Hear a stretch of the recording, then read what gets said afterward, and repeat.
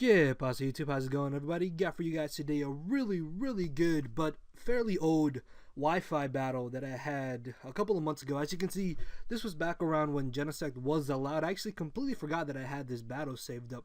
But before I get into more detail about that, I want to go ahead and thank you everybody for welcoming me back when I started uploading again on Friday, and for smashing our like goal, much like that Wi-Fi battle.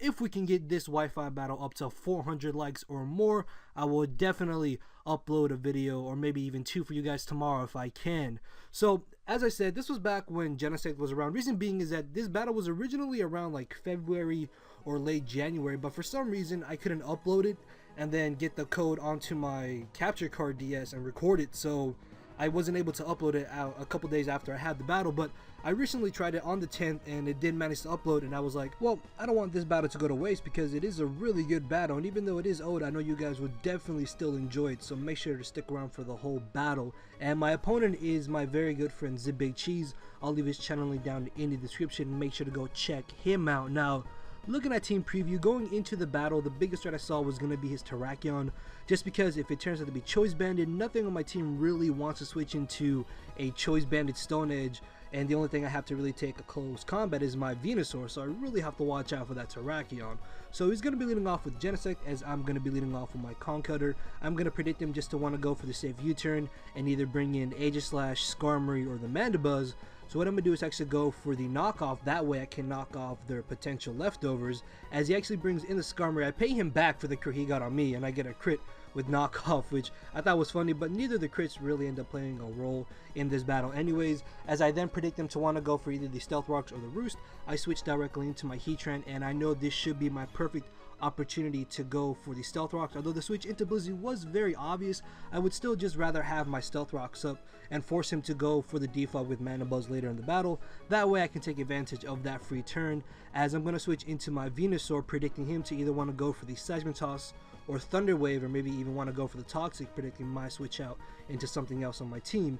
And because this Venusaur is just a defensive Mega Venusaur, it really does not care about being paralyzed, because I would rather be paralyzed than possibly get burned by like a Flamethrower or something later in the battle. As a Mega Evolve, he's going to bring in the Genesect, which I did actually predict because I ended up going for the Earthquake, and I was either predicting this or the Aegislash. Either way, Earthquake was definitely my best play to go for, as I get off a pretty good amount of damage on the Genesect. I am then going to predict him to want to go just for the safe U-turn, or if for some reason he wanted to go for the Flamethrower, my Heatran is my perfect switch into this Genesect, because Heatran just about 100% counters Genesect, but it's now out of OU, so that's irrelevant. But he's going to U-turn out to the Terrakion. As I said, nothing on my team really wants to take a Choice Banded Stone Edge, but because I am a Heatran, what I'm going to do is actually switch into my Venusaur, predicting him to want to go for the Earthquake or to want to go for the close combat, which thankfully he does end up going for the Earthquake, which still does a solid like 30% to my max defense and max HP Venusaur. So I'm thinking he most likely is Choice Banded, although he could be Adamant Scarf, but his Genesect is most likely Scarfed. Either way, I just go for the Giga Drain, and looking back at it, I should have definitely gone for the Synthesis. Giga Drain was just a really risky play on my part, and you're going to see that it could have definitely come in handy later in the battle if I did want to go for the Synthesis. As I switch into my Heatran on the Skarmory, he's going to take the opportunity to get up his Stealth Rocks. I am then going to double switch into my Conkeldurr, predicting him to want to switch into the Blissey, because he already did that earlier in the battle, and Blissey can take any move that my Heatran wants to go for, and I'm able to catch the incoming Blissey, and now I'm in a position where I can either go for the Drain Punch or I can go for the knockoff, predicting him to want to switch out.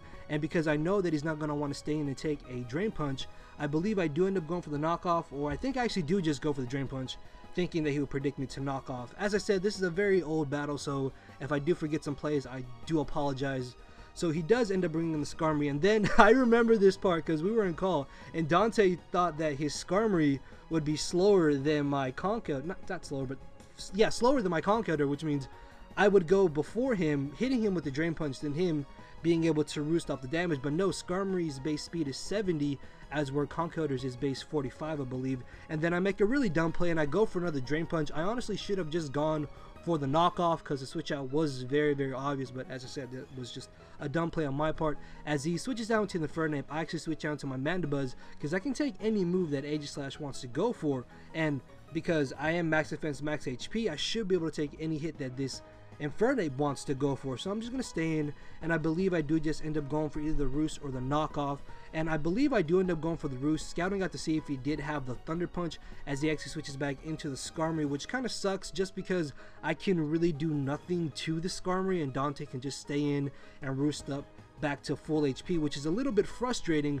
But he Whirlwinds me out to the perfect Pokemon for this Skarmory. Now Dante thought I would be a physical attacker, but I like to run specially offensive here on Black, and I'm going to be able to surprise him and OHKO him with the Ice Beam, which was awesome because now I no longer have to worry about this Skarmory coming in and taking any hit that I want to go for. As he brings in the Terrakion, I really have no choice but to leave in my Kieran Black for Death Water because nothing wants to switch into a Stone Edge, and I was very positive he wouldn't go for the close combat. As I bring in my Conkeldurr, Dante makes a phenomenal play.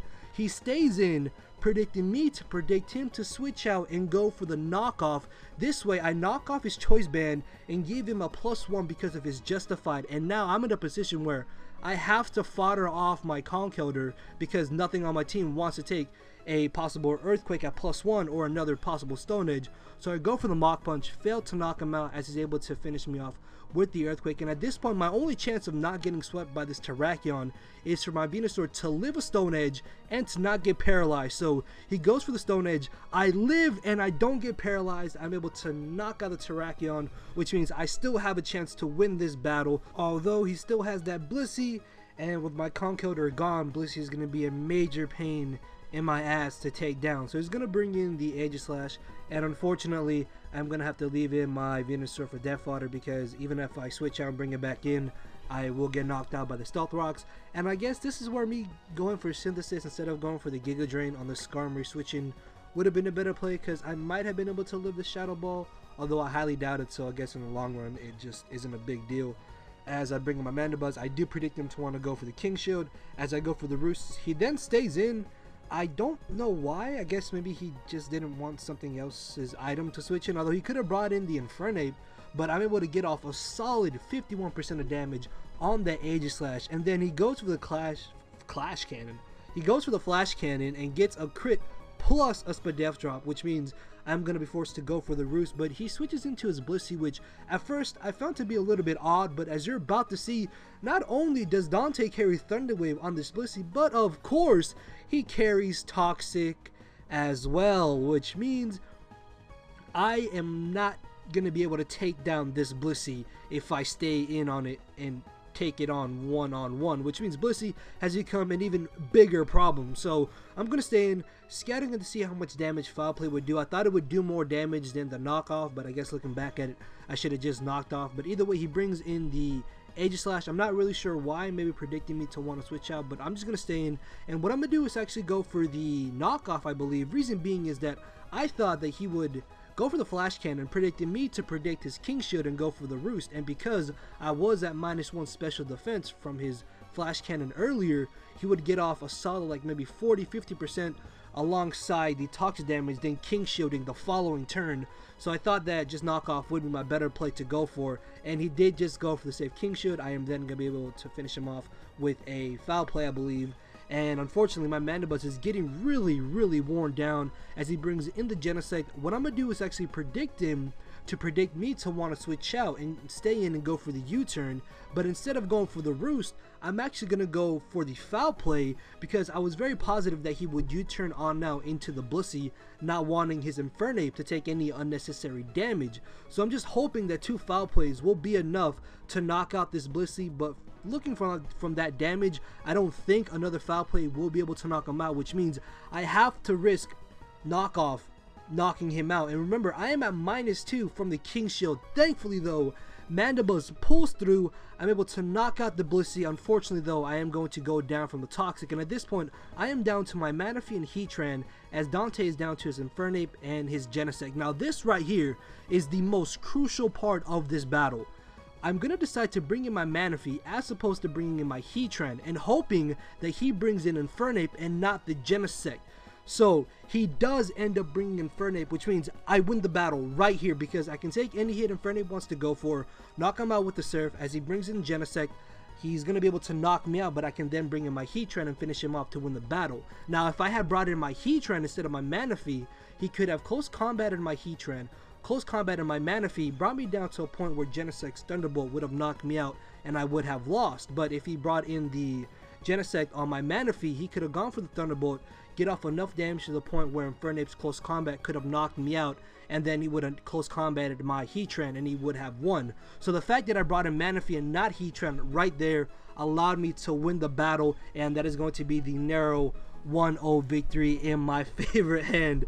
Man, as I said, this was a really, really good battle. It kind of sucks that I couldn't upload it sooner, but I definitely did manage to upload it now, and hopefully you guys did enjoy it. And if you did, you know what to do. Click the like button. As I said, if we do get this video up to 400 likes or more, I would definitely upload another video for you guys tomorrow, maybe even 2. And if you missed any of my previous uploads that are playing on your screen right now, also if you missed my 2 uploads that went up on Lumiose Station on Sunday, I'll leave a link to those down in the description. If you guys missed my live narrated Wi-Fi battle, you guys can go check that out as well, because I did ask you guys if you would like to see Facecam on live narrated Wi-Fi battles, and you can go leave a comment there telling me whether or not you would like to see it.